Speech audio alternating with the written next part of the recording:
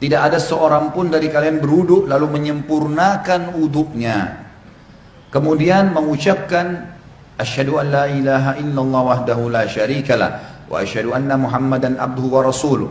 Aku bersaksi bahwasanya tidak ada Tuhan yang paling berhak disembah diibadahi kecuali Allah dan tidak ada sekutu baginya. Dan aku bersaksi bahwasanya Muhammad benar-benar hamba dan utusannya, melainkan dibukakan baginya 8 pintu surga. Ia dapat memasukinya dari mana saja ia suka. Apa ini? Wudu. Wudu. Hanya wudu.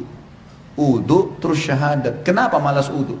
Ini yang masih malas wudu kalau mau tidur nih. Siapa ini? Hah? Kenapa malas wudu mau tidur? Wudu. Nabi SAW suruh. Dalam sebuah hadis dikatakan, kalau seseorang hamba tidur dalam keadaan bersuci, wudu, maka Allah akan titipkan bersamanya malaikat di ranjangnya. Yang setiap kali dia bergerak, malaikat itu mengatakan, ya Allah ampunilah dia. Balik kiri kanan lagi tidur kita nggak sadar, malaikat minta ya Allah ampuni, ya Allah rahmati. Dan Allah akan mudahkan dia kalau mau tidur, kalau tidur wudu itu mau bangun sholat malam Allah bangunin, mau bangun sholat subuh Allah bangunin. Kenapa nggak mau wudu nih? Kenapa malas wudu? Wudu ini kalau disempurnakan, diikuti dengan syahadat saja habis itu, masuk dari 8 pintu surga yang mana dia mau. Berapa menit tuh wudu? Balasannya bisa pilih pintu surga, ya Allah yang ke-8 deh saya mau masuk nanti di akhirat. Hanya wudu. Wudu itu bukan cuma untuk sholat, makanya para sahabat selalu wudu, batal wudu, selalu, nggak pernah berhenti, harus wudu. Tapi makna hadis ini adalah pelajaran pertama, Bapak Ibu sekalian, siapa yang berwudu dan menyempurnakan wudunya, penyempurnaan wudu adalah menjalankan seperti sunnah Nabi SAW. Ingat, yang paling pertama niat dalam hati mau wudu karena Allah perintahkan. Yang kedua, harus minimal tempat yang paling standar, minimal ya. Seperti misal wudu itu pergelangan tangan yang diperintahkan. Ini pergelangan tangan. Ini batas minimal. Penyempurnaannya adalah menyentuh semua batas minimal. Kurang sedikit wudunya nggak sah, sholatnya nggak sah. Makanya ada makna hadis menyempurnakan wudu. Maksudnya adalah menyempurnakan tempat minimal, dan kalau Bapak Ibu lebihkan jauh lebih baik. Sabda Nabi SAW, saya ingin sekali bertemu dengan saudara-saudara saya. Kata para sahabat, ya Rasulullah, kami saudara-saudara Anda. Kata Nabi SAW, bukan, kalian sahabat-sahabatku, saudara-saudaraku yang datang nanti sepeninggalku, kita-kita ini semua. Lalu sahabat faham, mereka berkata, ya Rasulullah, bagaimana Anda bertemu dengan mereka? Bagaimana Anda bisa mengenal mereka nanti? Karena ketemunya di hari kiamat. Kita ketemu dengan Nabi SAW kapan? Di hari kebangkitan, mahsyar. Bagaimana Anda mengenal mereka sementara Anda tidak mungkin kenal mereka, tidak pernah ketemu, mereka juga tidak pernah ketemu dengan Anda. Kata Nabi SAW, sungguh dari tempat-tempat wudunya umatku akan keluar cahaya yang terang. Dan tidak ada itu pada umat yang lain. Makna juga daripada hadis ini kata ulama adalah wudu itu hanya ada pada umat Muhammad SAW. Makna hadis itu karena dikatakan akan keluar cahaya dari tempat-tempat wudunya umatku. Maksudnya kalau umat-umat lain juga ada wudunya, berarti keluar cahaya juga. Sudah dibedain. Kata Nabi SAW, keluar nanti dari tempat-tempat wudu kita keluar cahaya semuanya. Dan bukankah seseorang yang memiliki kuda-kuda yang banyak bisa membedakan antara kuda-kuda itu bila ada kuda yang keempat kakinya berbulu warna putih, warna apapun badannya, tapi keempat tangannya, kakinya itu berwarna ada bulu putihnya. Riwayat lain dikatakan keempat kakinya dan bagian dahinya, rambut di bagian dahinya berwarna putih. Pasti bisa dibedakan, oh ini kuda lain, karena warnanya kombinasi putih sama yang lainnya. Maka begitu pula saya akan membedakan umatku. Dalam riwayat lain, riwayat Sahih, riwayat Bukhari juga, kata Nabi SAW, lanjutan hadis tadi, dan siapa yang bisa memanjangkan jamahan uduknya supaya cahayanya memanjang, maka lakukanlah. Disunnahkan lebihan, misal minimal tadi pergelangan, lebihkan. Minimal wajah seperti ini maka dilebihkan sampai di bawah dagu. Kemudian siku, ini batas minimal, lebihkan sampai di lengan. Batas minimal kaki, mata kaki, lebihkan sampai ke betis, gitu kan. Dan boleh wudu pada saat orang lagi mandi di kamar mandi tidak pakai pakaian boleh, asal bukan di tempat umum, insya Allah nggak apa-apa. Loh iya, Kamar mandi kita sendiri ada pintunya tertutup nggak ada masalah. Karena pernah ada yang bilang gitu, Ustadz boleh nggak saya wudhu sementara saya mandi? Atau saya harus tutup dengan sarung atau handuk? Kalau sendirian nggak ada masalah. Nggak ada larangan di situ. Maka kita boleh. Nah pada saat itu justru kesempatan melebihkan. Siku bisa dilebihkan, mata kaki bisa dilebihkan, kan bisa dilebihkan gitu kan, kesempatan pada saat itu.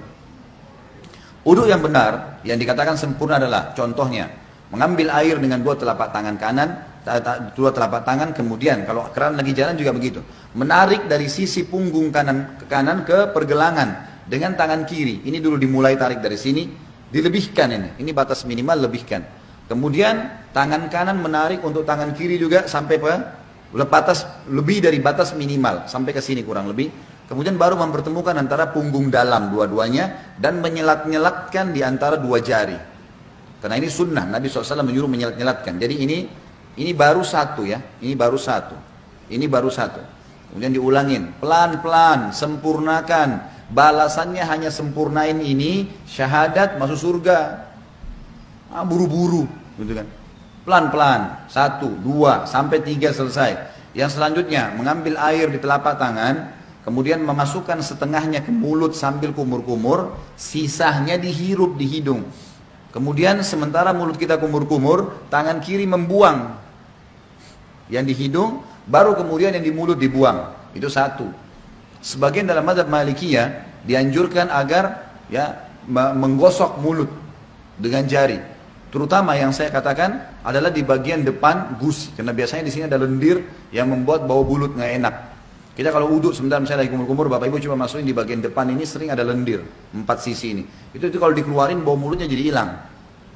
Itu dianjurkan. Sebagian juga ulama mengatakan dianjurkan kumur-kumur maksimal, karena ada hadis yang lain berbunyi, tidak ada seorang umatku, tidak ada seseorang pun dari kalian berwuduk seperti udukku ini, Nabi SAW praktikin. Kecuali akan berjatuhan semua dosa-dosanya bersamaan dengan tetesan air terakhir. Termasuk di sini kumur-kumur dimaksimalin supaya dosa mulutnya jatuh semuanya, gitu kan. Kemudian wajah, ini tentu 3 kali diambil, dimasukkan di mulut sambil kumur-kumur, lalu sisanya dihirup, dibuang dengan tangan kiri. 1, 2, 3. Setelah itu mengambil air dengan 2 telapak tangan, kemudian dari awal tumbuhnya rambut sampai 2 jari di bawah dagu, dari awal kuping kanan dengan kuping kiri, dimasukkan di wajah, kemudian diputar. Ini 1, gitu kan. Kemudian 2, ini semuanya kena, dan seterusnya 3. Bagi teman-teman yang berjenggot tentu diselat-selatkan, sunnahnya begitu. Diselatkan jari di antara jenggotnya, sebagaimana mungkin kalau jenggot seperti saya mungkin dimasukkan begitu. Kemudian telapak tangan kanan ditarik dari sisi kanan punggung, ditarik sampai ini, ingat ini batas minimal. Banyak orang wudu ininya nggak kena nih, ini nggak kena, ini bisa nggak sah wudunya, nggak sah sholatnya. Jadi tarik sampai sini nih. Kemudian baru diputar ke dalam, 1, 2, 3, sampai 3 kali. Kalau misal air kerannya di atas, ngalir di keran, dan kita mau tarik dari atas boleh, tarik di atas batas minimal. Ya. Jadi ditarik dari sini, di atas siku, tarik ke bawah, kemudian baru diputar ke bagian dalam.